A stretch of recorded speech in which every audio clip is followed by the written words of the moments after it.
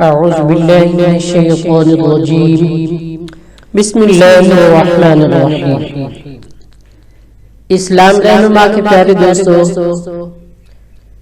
اور معزز خواتین و حضرات اور عزیزان محترم، آج کا ہمارا سبق سورۃ العصر ہے اور سورۃ العصر کے کچھ فوائد بھی آپ کو بتانا چاہتے ہیں۔ آپ نے اس ویڈیو کو شروع سے لے کر آخر تک دیکھنا ہے، کیونکہ یہ ایک چھوٹی سی ویڈیو ہے۔ اس کے اندر انسان کو اگر سمجھ آئے تو یہ بہت بڑی ہے۔ پیارے دوستو، اس کے اندر قسم کھا کر کے کہا گیا کہ بے شک انسان خسارے میں ہے، مگر وہ لوگ جو ایمان لائے اور صالح عمل کیے اور خود بھی حق پر قائم رہے اور دوسروں کو بھی صبر کی تلقین کرتے رہے، ان کے لیے راہ ہدایت بھی ہے۔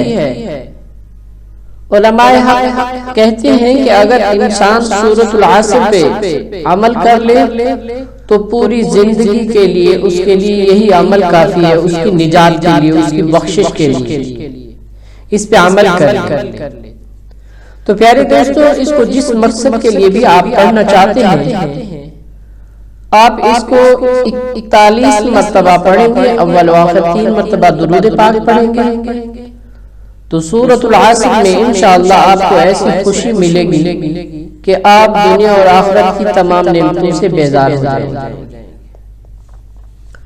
تو پیارے دوستو، آپ چلتے ہیں وظیفے کی طرف۔ ادھر جانے سے پہلے آپ سے گزارش ہے کہ آپ لوگ اگر ہمارے چینل پر نئے آئے ہیں تو ہمارے چینل کو سبسکرائب کیجئے اور ساتھ لگے بیل کے آئیکن کو پریس کریں تاکہ تمام آنے والی اپڈیٹس آپ کو بروقت مل سکیں۔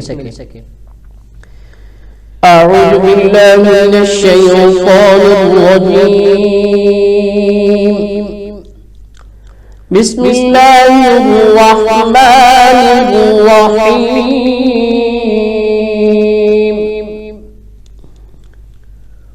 والعصر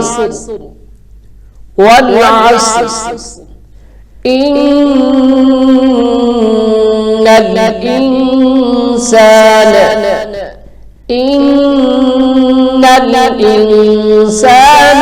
لفی خسر ان الانسان لفی خسر والعصر ان الانسان لفی خسر إلا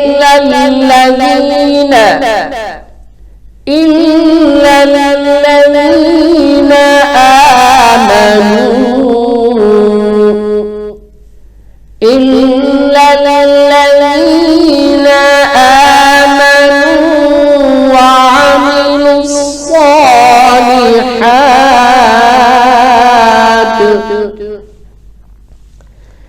إلا الذين آمنوا وعملوا الصالحات وتواصوا بالحق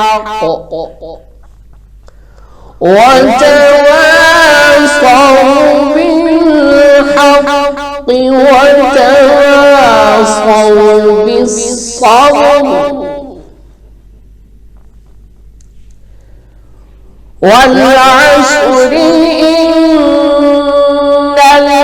الإنسان لفي خسر إلا الذين آمنوا وعملوا الصالحات وتواصوا بالحق وتواصوا بالصبر۔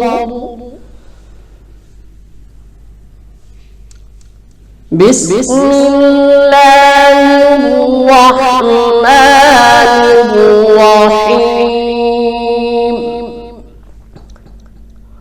والعصر إن الإنسان قصص إلا الذين آمنوا وعملوا الصالحات وتواصوا بالحق وتواصوا بالصبر صدق الله العظيم.